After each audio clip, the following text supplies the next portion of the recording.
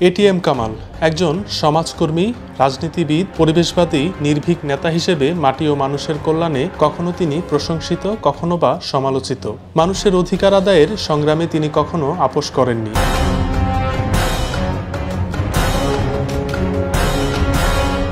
৭ মে ATM কামালের ৬৭তম জন্মদিন। ১৯৫৮ সালের ৭ মে ঐতিহাসিক জনপদ প্রাচীন বাংলার রাজধানী সবুজে ঘেরা নদীবেষ্টিত সোনারগাঁয়ের বারোদি গ্রামে সম্ভ্রান্ত মুসলিম পরিবারে তার জন্ম। বাবা মরহুম তাহের মাস্টার ও মা নারীনেত্রী শাহানা খানম চৌধুরীর বড় পুত্র কামাল। নারায়ণগঞ্জের মানুষের অধিকার আদায়ের সংগ্রামে তিনি কখনো আপোস করেননি। অন্যায় আর স্বেচ্ছাচারিতার বিরুদ্ধে সবসময় রুখে দাঁড়িয়েছিলেন তিনি। কখনো রাজপথে, কখনো শহীদ মিনারে, প্রেসক্লাব চত্বরে, মিছিলে, সমাবেশে, অনশনে মাটি ও মানুষের দাবি আদায়ের সংগ্রামে অবিচল ছিলেন তিনি। দীর্ঘ কারাবাস, অসংখ্য মামলা ও নির্যাতনের পরও জনগণের ন্যায্য দাবি আদায়ে থামতে না জানা এক অকুতোভয় সেনানীর নাম এটিএম কামাল।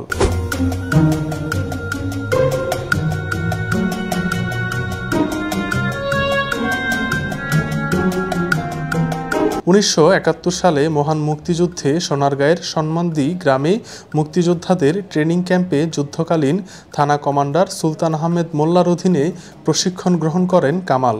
এরপর কমান্ডার মোমিন ভুইয়া গ্রুপের একজন সদস্য হিসেবে মাত্র ১৩ বছর বয়সে কিশোর কামাল স্বাধীনতা যুদ্ধে সক্রিয় অংশগ্রহণ করেন। কামাল সফলতার সাথে নারায়ণগঞ্জের বিভিন্ন গুরুত্বপূর্ণ সংগঠনের নেতৃত্ব দিয়েছেন। তিনি ঐতিহ্যবাহী মহাসিন ক্লাবের প্রেসিডেন্ট, নারায়ণগঞ্জ জেলা আইনশৃঙ্খলা কমিটি, জেলা মাদকদ্রব্য নিয়ন্ত্রণ কমিটির সদস্য, জেলা ক্রীড়া সংস্থার যুগ্ম সম্পাদক, ফুটবল ফেডারেশনের সম্পাদক এবং রহমতুল্লাহ মুসলিম ইনস্টিটিউটের সমাজকল্যাণ বিষয়ক সম্পাদকের দায়িত্ব পালন করেছেন।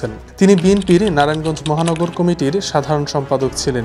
বর্তমানে তিনি বাংলাদেশ পরিবেশ আন্দোলন জাতীয় কমিটির সদস্য, নারায়ণগঞ্জ নগর উন্নয়ন কমিটি, সোনারগাঁ নাগরিক কমিটি ও নারায়ণগঞ্জ ফুটবল একাডেমির সভাপতি এবং নির্ভীকের মতো পরিবেশ বান্ধব বহুল আলোচিত নাগরিক সংগঠনের প্রধান সমন্বয়কের দায়িত্ব পালন করছেন। নারায়ণগঞ্জে এটিএম কামাল অসংখ্য সফল রাজনৈতিক ও সামাজিক আন্দোলনের নেতৃত্ব দিয়েছেন।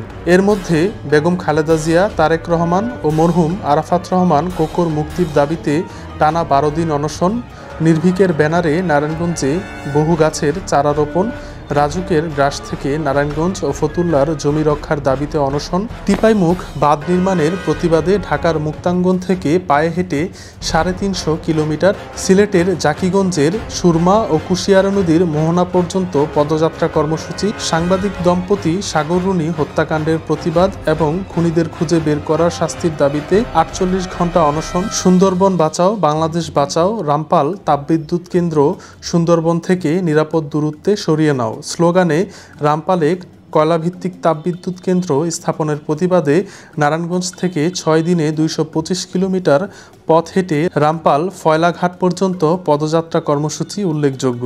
এছাড়া বিএনপির কেন্দ্রীয় নেতা ইলিয়াস আলী নিখোঁজের পর এটিএম কামাল কাফনের কাপড় পরে আন্দোলনে নামেন।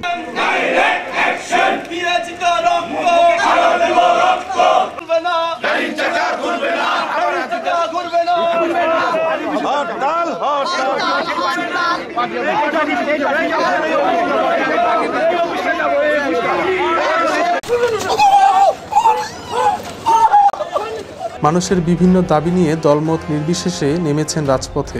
এটিএম কামাল স্বপ্ন দেখেন একটি সুন্দর সবুজে ঘেরা পরিবেশ, দূষণমুক্ত শীতলক্ষা, মেঘনা, ধলেশ্বরী ও বুড়িগঙ্গা বেষ্টিত নারায়ণগঞ্জ, যেখানে থাকবে না মাদক, থাকবে না সন্ত্রাস, থাকবে না কোনো নোংরা রাজনীতি। সন্ত্রাসের জনপদ ও ভয়াল মৃত্যুর উপত্যকার কলঙ্ক থেকে মুক্তি পাবে নারায়ণগঞ্জবাসী।